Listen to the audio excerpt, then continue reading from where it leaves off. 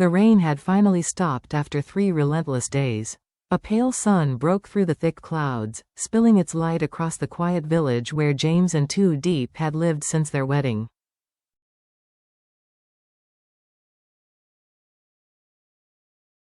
The air was fresh with the scent of wet soil and ripened corn drifting in through the open window.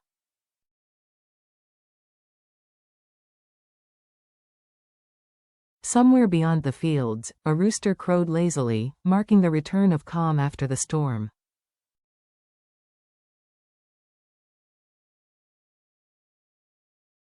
Life in this small corner of the countryside had slowed to a rhythm both tender and deliberate, worlds away from the chaos they once knew in the city.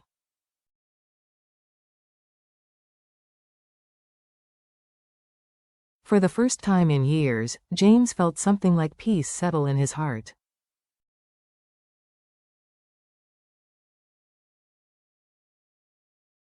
Each morning, Diep rose before sunrise. She swept the yard, fed the chickens, and prepared breakfast for James and his mother, Mrs.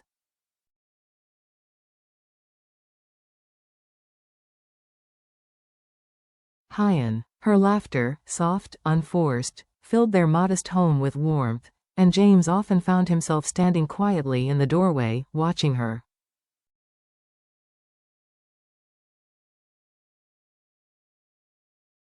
After all the storms they had survived, the betrayals, the losses, the long nights of fear, the simple act of watching her move in the morning light felt almost like a dream.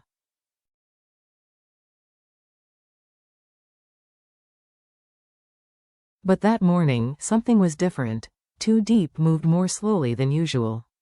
Her skin was pale, and her hands trembled slightly as she poured tea.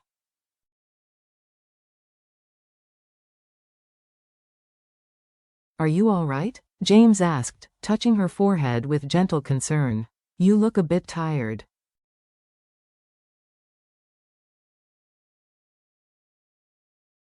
"I'm fine," she replied with a faint smile. "Just a little dizzy, maybe it's the weather."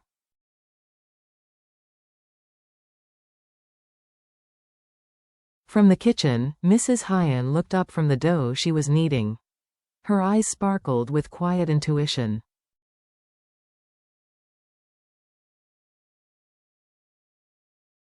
"Dizzy, And you've not been eating much lately either. Tell me, Diep, when was the last time you had a checkup?"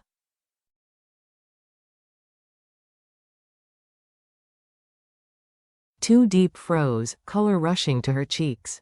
James frowned, puzzled, then the realization dawned on him slowly, almost hesitantly.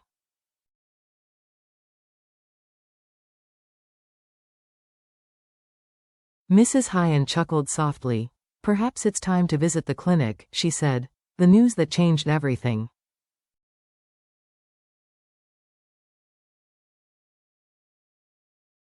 That afternoon, James drove Diep to the small clinic near the market.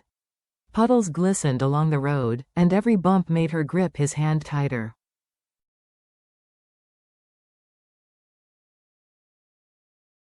She said little, gazing out the window, her reflection blending with the pale gray sky.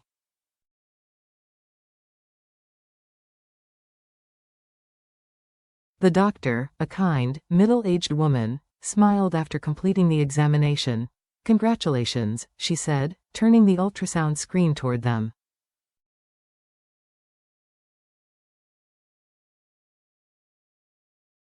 "You're going to be parents." For a moment, time stopped.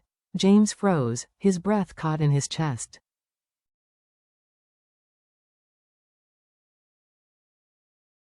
Diep's lips parted as tears welled up in her eyes. She turned toward the man who had once lost everything and rebuilt his world piece by piece.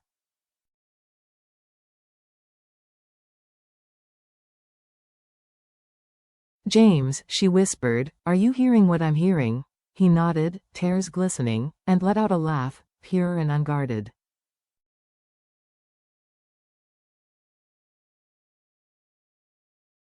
The doctor smiled as he pulled Diep into his arms. "We're going to have a baby," he murmured into her hair.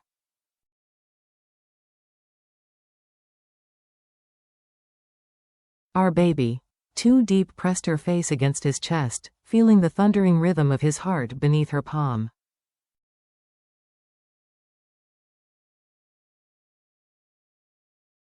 All their struggles, all the sleepless nights, suddenly felt worth it. When they left the clinic, the setting sun bathed the village in molten gold.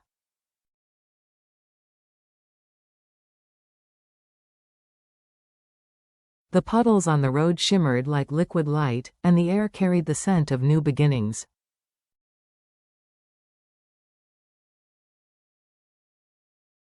"Let's go home," James whispered. Too Deep smiled through her tears. "Yes, let's go home."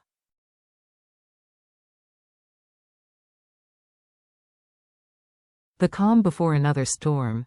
In the weeks that followed, life moved with gentle grace.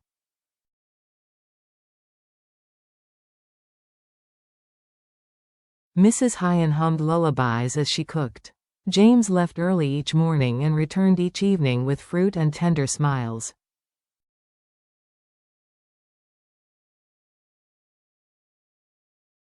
On the porch, Too Deep often sat with a cup of tea, one hand resting on her growing belly, feeling the fragile life within.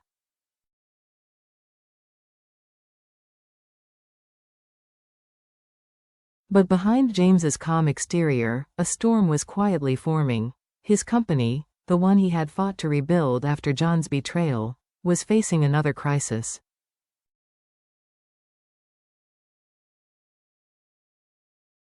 A key supplier had pulled out, shipments were delayed, investors were losing faith.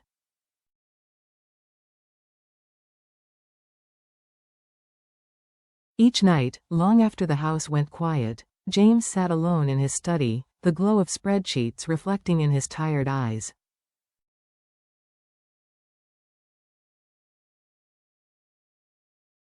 The numbers blurred together, heavy with pressure. He told himself not to worry too deep.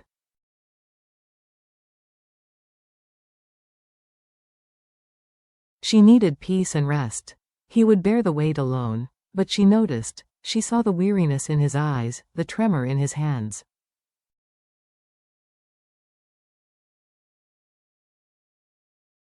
Some nights, she woke to find him sitting by the window, face half hidden in shadow.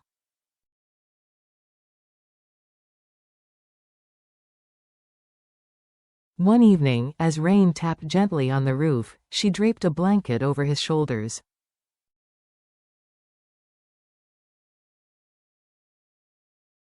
"James," she said softly, "you haven't been sleeping well.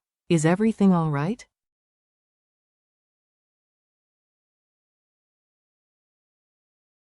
He forced a smile. "Just business. Don't worry, my love. You and our baby, that's all I care about."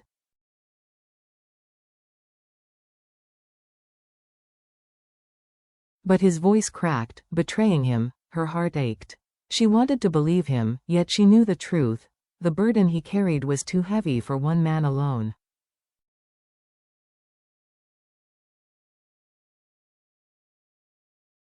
A choice of love and sacrifice. The next morning, while James was at work, Too Deep sat with Mrs.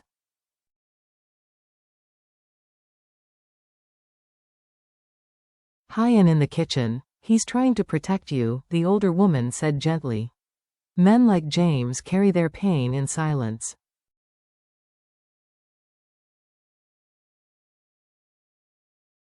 But sometimes, love means sharing the burden, not hiding it. Those words stayed with Too Deep.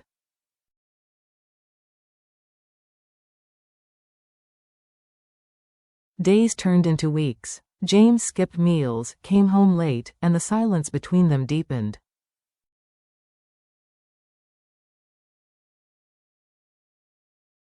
Not from lack of love, but from too much of it, twisted by fear.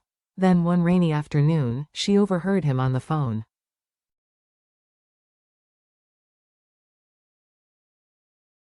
"What do you mean the deal fell through? We can't lose that contract." "No, I'll find a way to cover it."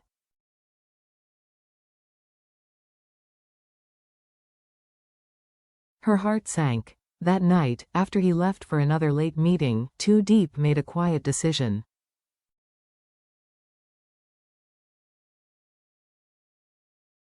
She opened a wooden box from her drawer. Inside lay the land papers her late father had left her, a small inheritance, but enough to help.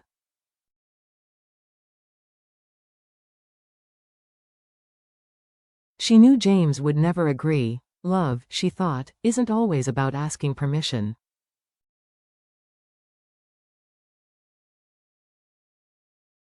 Sometimes it's about faith. The next morning, she went to the notary's office, hands trembling as she signed away her family's land.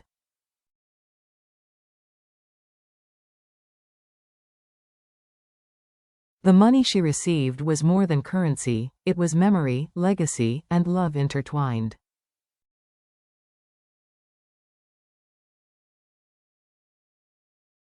But imagining James's burden eased brought her peace. That evening, she greeted him with her usual smile.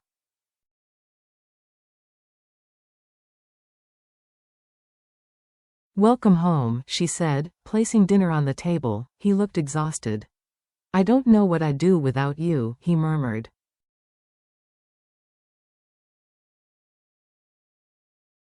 "You'll never have to find out," she whispered. Outside, thunder rolled in the distance, a warning of storms yet to come.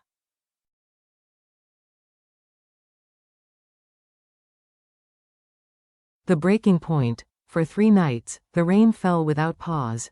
James sat in his office, exhausted but restless.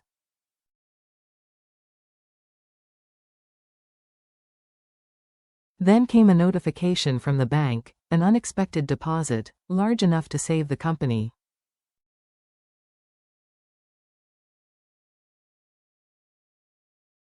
Relief surged through him, then confusion. He checked the sender's name. His breath stopped.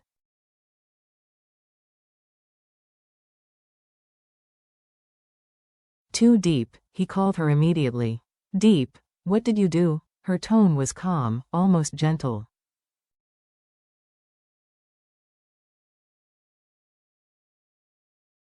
"I sold the land my father left me. It wasn't much, but it's enough, isn't it?" James's voice broke.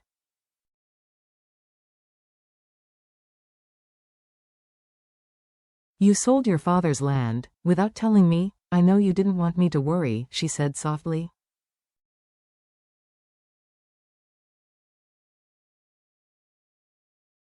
"But I saw how hard you were fighting. I couldn't just stand by." "Stand by?" His tone rose, sharp with hurt.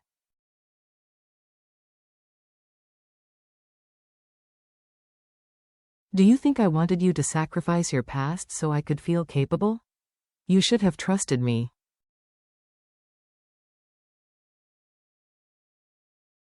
Tears filled her voice. "I did it because I do trust you, because I believe in you."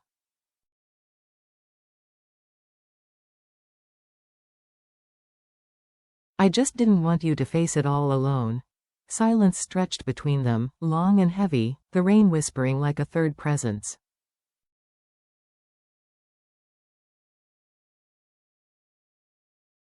Finally, he said, low and trembling, "Love isn't about saving each other in secret, Diep.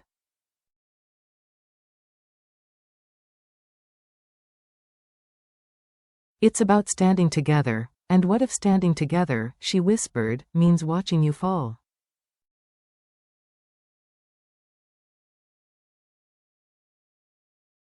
The line went dead. Something fragile between them shattered. That night, Diep packed a small bag and left for her mother's home in the countryside.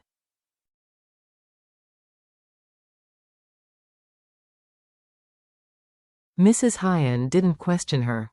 She simply embraced her daughter-in-law and said softly, "Sometimes, distance helps hearts understand what words cannot."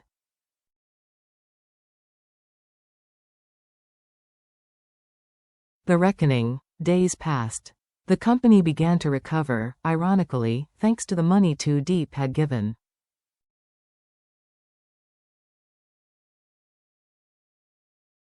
But for James, every report he signed felt hollow. He missed her voice, her laughter, her quiet strength.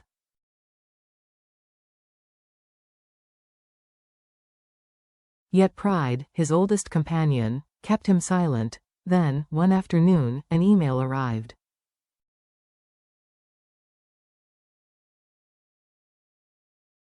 Subject: investment proposal, Men Corporation. James's stomach tightened. Men, the rival who had once eyed Too Diep with unspoken affection.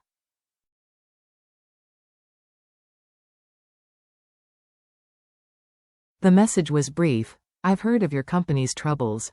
I'm willing to invest.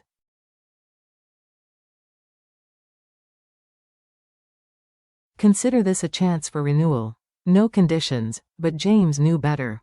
No one gave something for nothing.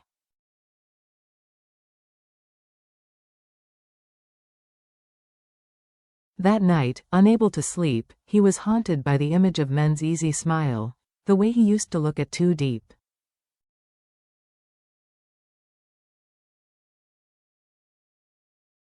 When his calls went unanswered, panic consumed him. The rain began to fall again, harder this time.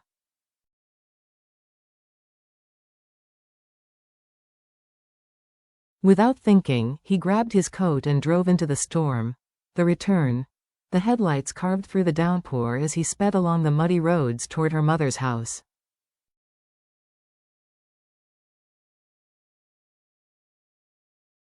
By the time he arrived, night had fallen. The house glowed faintly through the mist.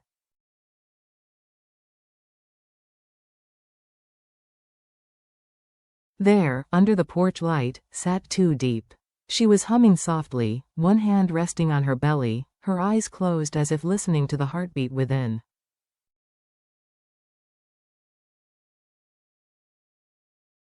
James stopped. Regret washed over him, heavier than the rain. He stepped closer, voice trembling.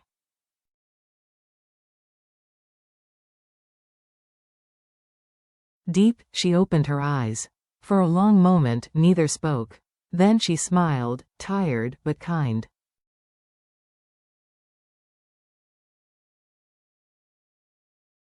You came. He knelt before her, taking her hands. I'm sorry, he whispered. I let my pride hurt you.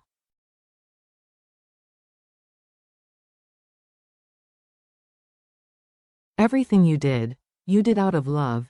Tears shimmered in her eyes, but she shook her head gently.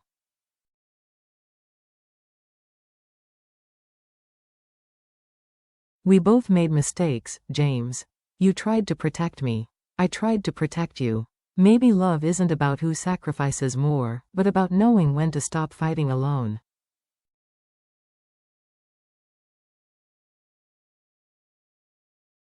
A soft wind stirred, carrying the scent of wet earth. James placed his hand on her belly, his voice breaking.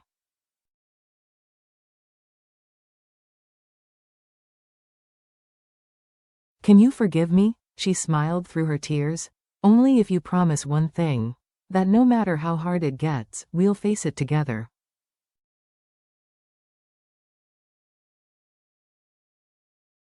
He nodded. Together. Always. Thunder rumbled in the distance, but for the first time, it didn't sound like fear.